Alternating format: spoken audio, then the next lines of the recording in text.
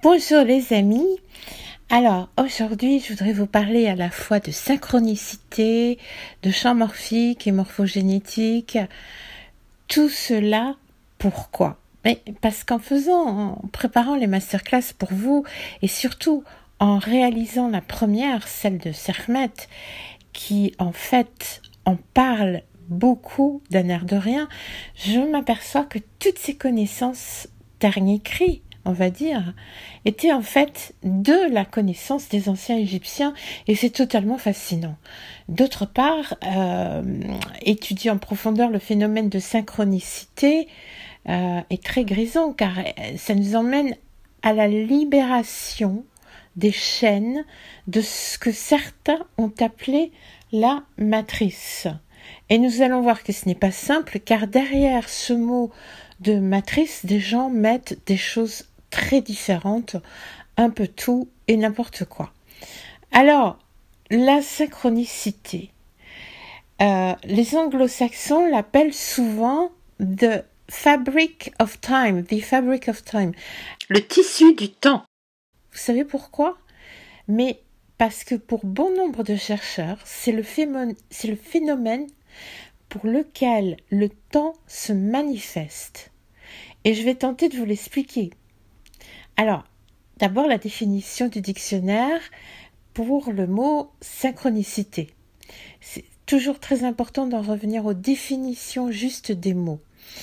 Alors, dans le dictionnaire, c'est l'occurrence simultanée d'au moins deux événements qui ne présentent pas de lien de causalité, mais dont l'association prend un sens pour la personne qui les perçoit.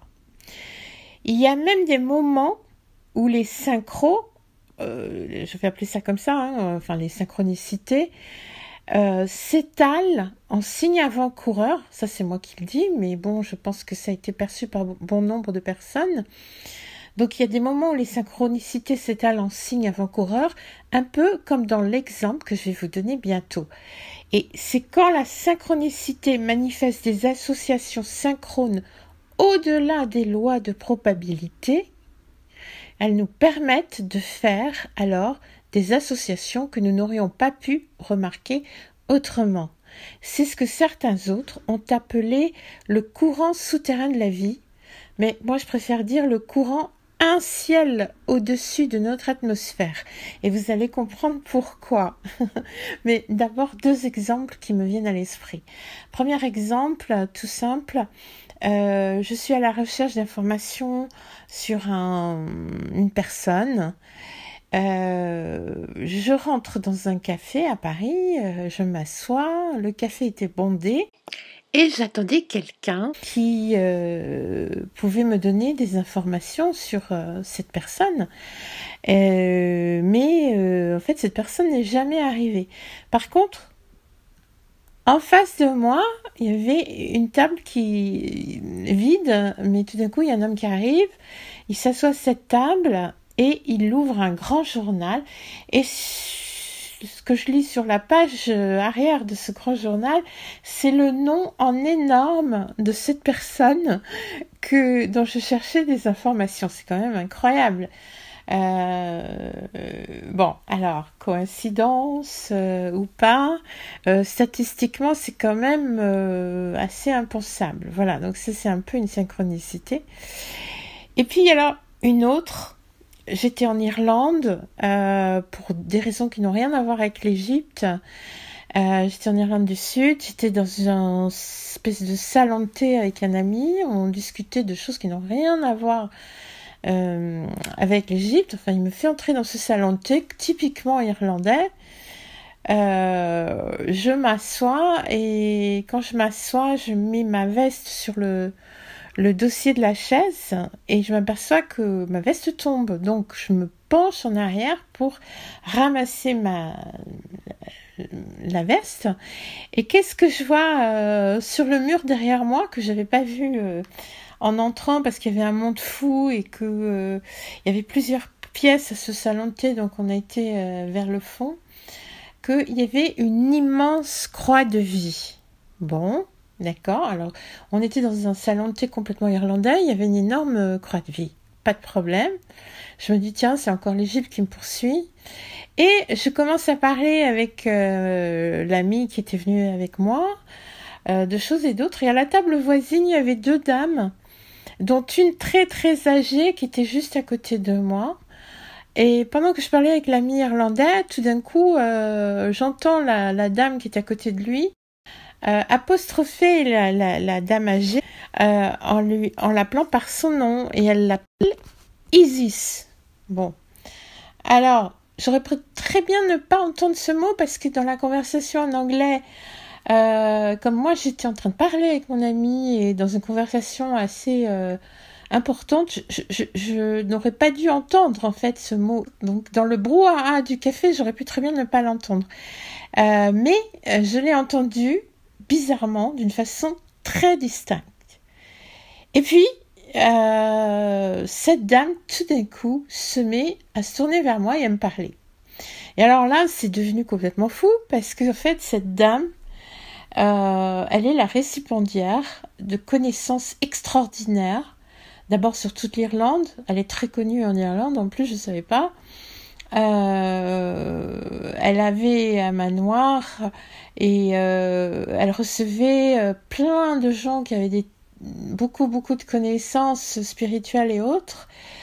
Et c'était un puits de science au niveau celtique. Et c'était évidemment, elle s'y connaissait énormément par rapport à l'Égypte. Ça, je l'ai pas appris tout de suite. Hein. Elle m'a donné rendez-vous chez elle, j'ai été la voir, et on a parlé ensemble toute une après-midi, pareil, et elle a j'ai fini par apprendre qu'en fait elle connaissait l'État. Alors c'est une des rares personnes par moi à connaître l'État, enfin occidentale à connaître l'État. Alors ça m'a été confirmé plus tard par l'État. Voilà. Et c'est vraiment une chose extraordinaire. Donc, coïncidence, synchronicité, c'est quand même pareil statistiquement très difficile à voir. Alors, si les anglo-saxons appellent ça fabric of time, par rapport à la synchronicité, c'est parce que pour eux, dans les cas, on va dire, les plus riches, les plus intéressants, c'est pendant une recherche profonde du savoir que cela se manifeste. Quand la synchronicité est au-delà des lois mathématiques de la probabilité. Ils appellent ça meaningful coincidence, les coïncidences parlantes. Pendant une recherche du savoir profond, c'est très important, j'insiste, quand vous êtes obsédé par un sujet, plein de questions, mais alors, quand vous êtes dans votre vie de tous les jours, hein, vous n'êtes pas en train d'y penser, mais vous êtes quand même sur le chemin d'une recherche très profonde à propos d'un sujet précis. N'oublions pas que l'ADN contient pas seulement le plan de notre corps dans chacune de nos cellules, mais de la conscience entière et de la manifestation de l'univers lui-même.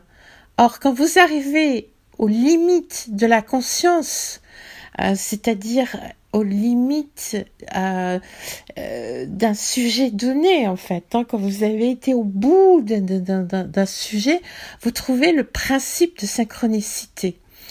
Une fois que tu auras tout appris d'un sujet ou presque, tu entres alors dans un monde du temps et des paradoxes.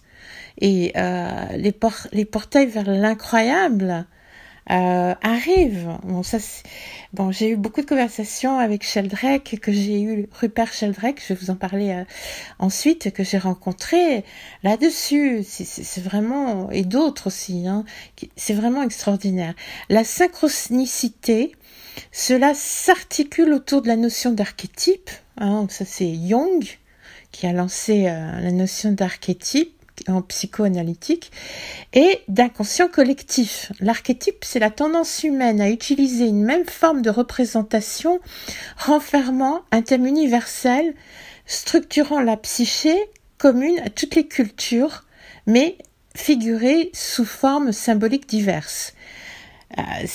C'est comme ça que dans mes masterclass sur Sekhmet, hein, qui est une énergie à tête de lion, nous verrons toutes les énergies lion et lion dans leur symbolique et le pourquoi de leur différence et à quoi ça sert, etc.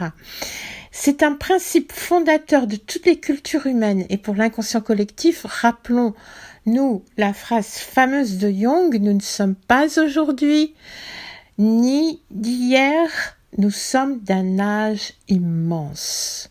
Et ça, on n'en a pas conscience. Un âge immense, ça veut dire qu'il y a une mémoire immense à notre sujet. Alors, pour le scientifique Sheldrake, qui lui a mis en avant ce qu'on appelle les champs morphiques et morphogénétiques. Alors, un champ qui contiendrait de l'énergie ou de l'information sans être constitué de matière, sans atomes, sans électrons, ça c'est ce qu'on appelle le champ morphique. Et on parle aussi de résonance morphique, parce que leur action influence ces champs de force, ça interagit. Alors, Rupert Sheldrake, il établit une analogie entre ces champs et les champs de force en physique. Alors, c'est compliqué pour lui, parce que ça n'est pas réfutable, mais ça n'est pas non plus vérifiable, parce que c'est totalement invisible. Et pourtant, je vous rappelle que Rupert Sheldrake, c'est un très grand scientifique, docteur en biochimie à l'université de Cambridge. Bon. Il a été super décrié, le pauvre. Pourtant, il a fait un travail fabuleux. Il a écrit 12 livres extraordinaires. Il faut absolument que vous les lisiez, d'ailleurs. Alors, Rupert Sheldrake, il établit donc cette analogie entre ces champs et les champs de force en physique. Et comme je vous le disais, ça a pourtant été vérifié, on peut dire, en tout cas en embryologie, dès 1907, par les expérimentations d'un Ross Harrison, qui a prouvé que les cellules chez les tritons possédaient une structure qui déterminait le développement d'organes particuliers, c'est-à-dire l'ajout de cellules indifférenciées. Les cellules allaient là où c'était nécessaire, par une espèce justement de champ que l'on ne comprend toujours pas, mais qui existe. Et puis en 1922, pour le scientifique biologiste russe Alexandre, si je me rappelle, Gurevitch, il raconte que c'est un grand biologiste russe, que pendant l'embryogenèse, un facteur extérieur à l'embryon semble déterminer son développement. C'est ce qu'il a appelé le champ embryogénique. Puis, ça a été développé par plusieurs scientifiques par la suite, jusqu'à ce que ça a été repris par Rupert Sheldrake. Alors, Rupert Sheldrake, le meilleur livre, je connais le titre qu'en anglais, j'espère qu'il est traduit en français, parce qu'en France, il y a l'air d'avoir un embargo incroyable sur lui. Rupert Sheldrake, A New Science of Life, The Hypothesis of Morphic Resonance, c'est-à-dire une nouvelle science de vie, l'hypothèse de la résonance morphique. Et ce champ morphogénétique, il le lie aussi à des champs invisibles en rapport avec notre inconscient collectif. Donc ça rejoint Jung, c'est ce qu'on appelait avant les égrégores, tout simplement. Et enfin entre autres. Et alors pour vous montrer l'embargo qu'il y a sur les gens qui ont vraiment des choses à dire et qui sont vraiment des vrais chercheurs extraordinaires, qui trouvent des choses vraiment extraordinaires. Quand vous regardez sa fiche en français sur Wikipédia, il lui donne le titre de parapsychologue. Et puis c'est que en poursuivant pendant longtemps dans leur texte que vous trouvez qu'il est docteur en biochimie à l'université de Cambridge. C'est quand même incroyable, quoi. Je trouve ça absolument incroyable. Alors, la résonance morphique, c'est quand même lui qui l'a trouvé.